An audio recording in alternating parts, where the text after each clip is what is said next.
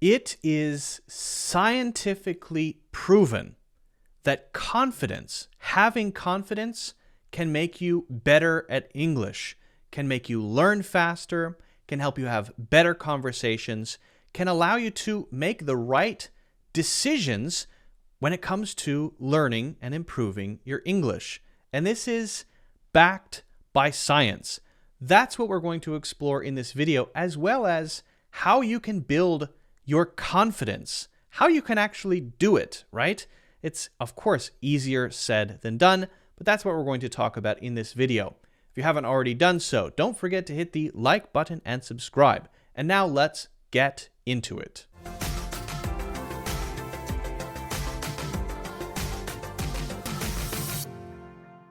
You know that confidence is important. Everyone knows that confidence has a role to play in how well you do something, how well you can learn or master something, how well you can interact in a situation, right?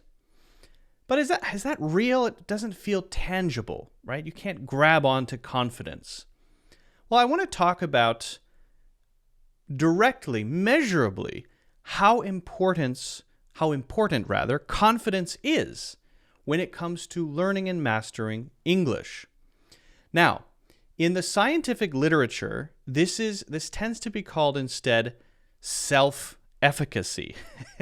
Now, self-efficacy is just another way to say confidence. And there are a number of reputable papers and books that support this idea of self-efficacy being a very important factor in the mastery of a language, period. But what role does it play? That's what we're going to talk through. And then I'm going to share at the end of this what you can do next, because the advice, be more confident, is not particularly helpful, right? Because you can't just will yourself to be more confident. Well, this concept of self-efficacy comes from a book from Albert Bandura called Social Cognitive Theory. And it was written decades and decades ago. And the basic points, I think, are very important and have been independently supported by a lot of other studies and papers on language learning. And I encourage you to try to look those up and find those as well. But really the sort of groundbreaking, we could say, or the sort of benchmark is this original book, Social Cognitive Theory. So first is the idea that confidence boosts motivation. And I think if you reflect on that, you'll find that it tends to be true, right? If you feel confident, especially if your confidence improves over time, then you're going to be more likely to do the next step. And low confidence is more likely to cause you to not take the next step.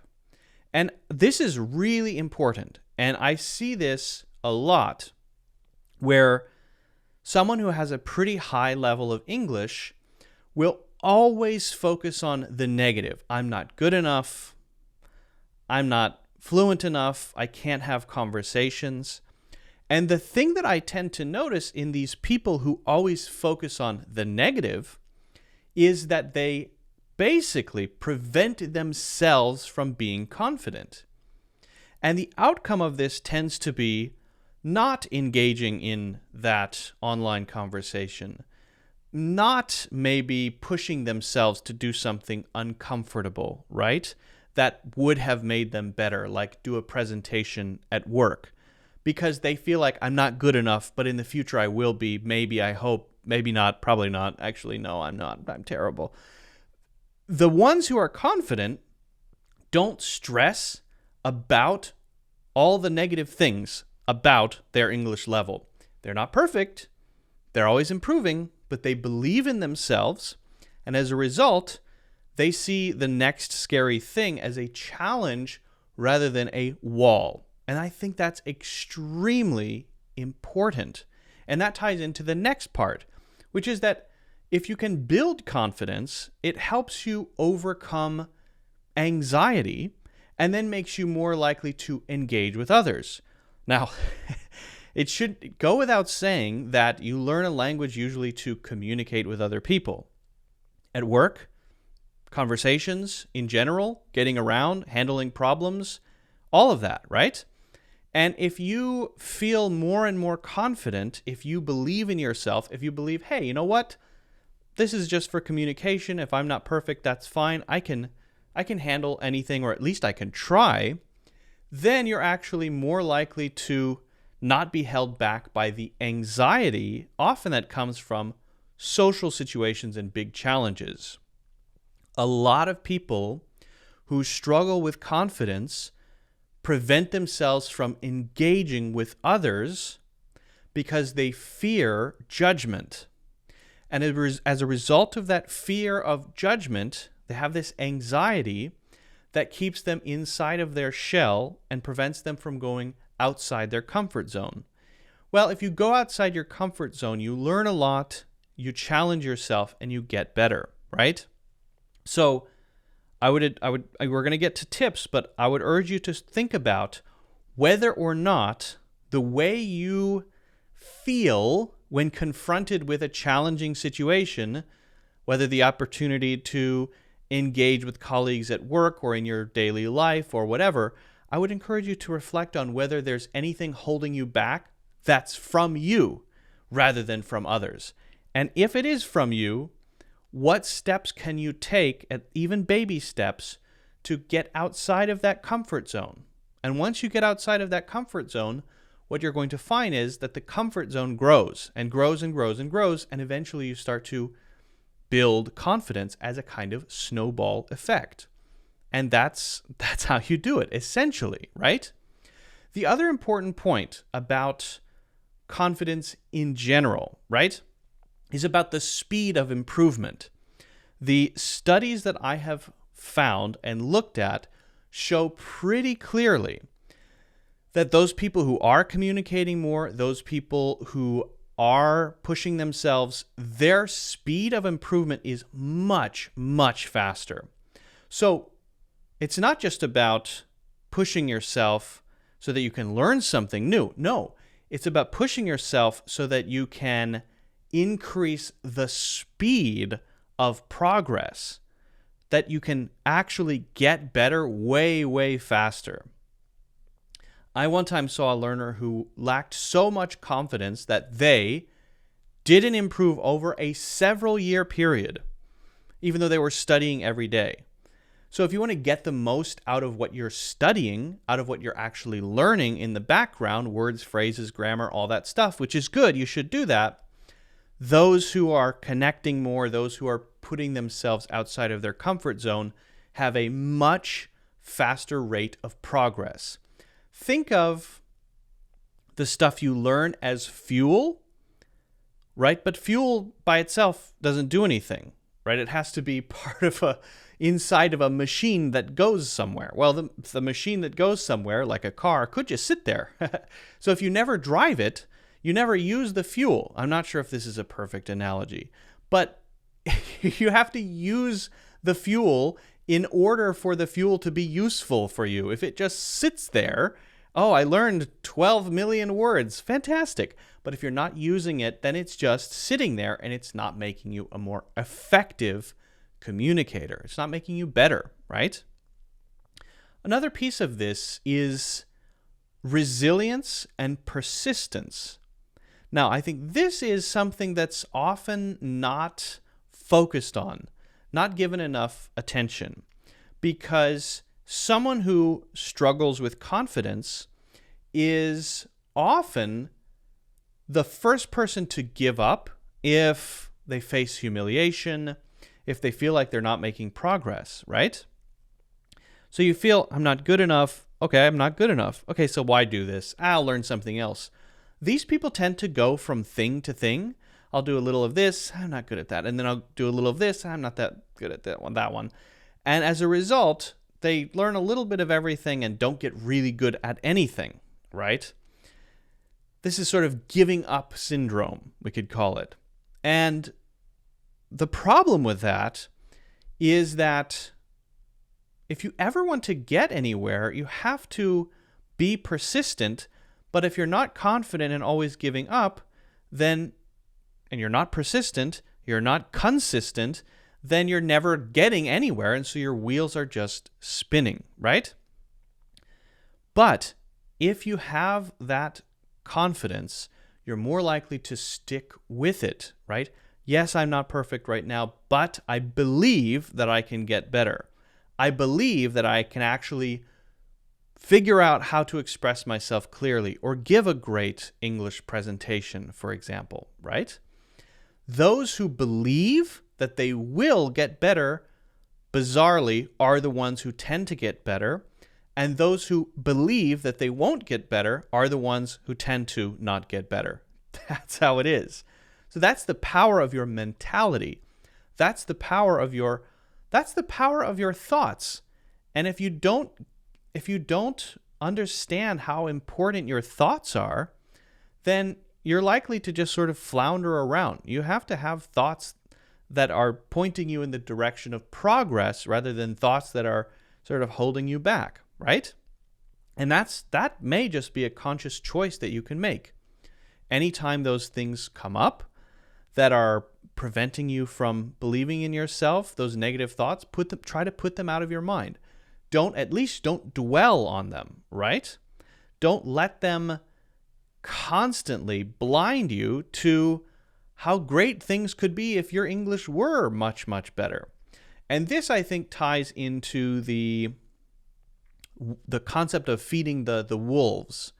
There's this old Cherokee proverb about the wolf you feed is the one that grows inside of you. I think it was a young person asking an older person, I feel like I have a war going on inside of me. There's a light half and a dark half. How do I prevent the dark side from winning? Or which one of these will win? Or something like that. And the answer of the older, wiser person was, the one that you feed will win. So this is very important as a concept for confidence or self-efficacy. The wolf you feed is the one that grows. If you feed the wolf of, I can't do it, I won't make it, I'm not good enough, that one will grow inside of you, thus holding you back. If you feed the wolf that is, I can do it, I can get better, I'm not perfect, but I'm going to improve, that's the one that grows. So in a sense, you can decide which wolf to feed. It's a sort of gradual process of, you know what, negative thoughts are coming up. I'm not going to focus on those. I'm not going to dwell on those. And over time, you sort of get into the habit of not doing that, right? So you can make a conscious choice to start, at least, to not have those sort of negative thoughts that are always down on yourself, right? And the other thing that the studies have found is that confidence really affects the choice of learning strategies. So someone who makes choices based on what's comfortable in their comfort zone, we've talked about that a lot, will choose things that are not necessarily useful, but that are just comfortable. And that's often stuff you can do by yourself. Studying grammar patterns and studying a bunch of vocabulary and phrases. There's nothing wrong with that, but people who lack confidence, and this again is backed up by the literature, tend to be less effective in choosing and adopting good learning strategies. But those who have that self-efficacy tend to think a little bit more clearly about what's actually getting them closer to the next step. A little more objectively, well, this isn't working for me, or I've hit a plateau, or I've reached a point where I have diminishing returns. Diminishing returns is when you do something that works, but then at some point it kind of stops working, and that happens a lot with language learning. Well, this got me up to here, but now I feel like I've plateaued, I'm not getting any better, and that's because you need to adopt different strategies. So someone who's looking at the bigger picture and seeing themselves on top of the mountain is able to quickly make that change of, okay, that's not working, so I'm going to do that much, much less, and I'm going to look at 3 new strategies, 3 other things that I can do to push myself to get better, right? And confidence is sort of a thing that can drive you to do that. So very important to improve your confidence or your self-efficacy. To do this, you want to focus on achievable goals, right? That means choosing goals that you actually can reach rather than things that are so far over the horizon that it's like impossible. So if you say, my goal is to be a native speaker, well, good luck. It's probably not going to happen.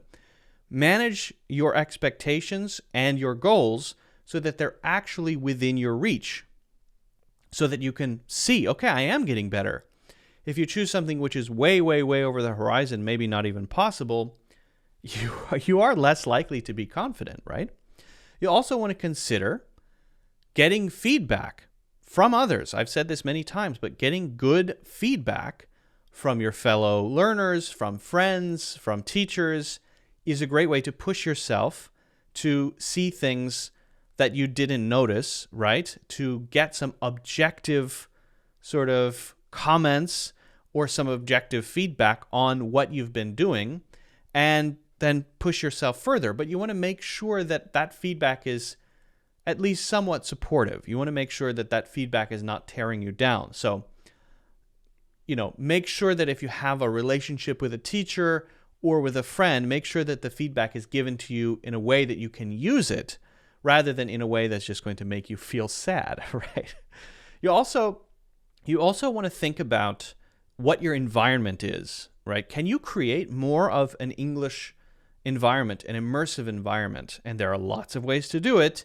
Even if it's just on the internet, there are so many ways to do that, right? So try to build out your immersive English environment and celebrate when you make progress, right? If you make progress, be honest with yourself. A lot of people who tend to have a negative outlook of themselves, even when they make really good progress, they say, well, I don't know, it doesn't really count, right? Celebrate. Say, hey, I made this step. I went from a 5 to 6 on the IELTS test or whatever it is, right? Celebrate that, because that is one of the factors that helps you build confidence when you see that you're actually making progress along a specific path, right? So it plays confidence, self-efficacy. This plays a vital role in language learning, right? It influences your motivation, your willingness to communicate, your resilience, right? Having confidence really is going to make the whole experience better. But again, there's that just be more confident thing that's really hard to say. You can't just be more confident. There I would again bring you back to the poorly told analogy about the two wolves, right? This is a gradual process. Think of those negative, down on myself, positive, confident, believe in myself as two separate wolves that you're feeding or not feeding, and you want to feed the wolf that's going to build your confidence, not the wolf that's going to constantly drag you down, okay? So let me know what you think about this. Let me know if you have any questions about building confidence or what your issues around language learning are, if they somehow involve confidence and your attitude toward learning. If you haven't already done so, don't forget to hit the like button and subscribe, and also get a free course, Natural English Conversations, in the links in the description.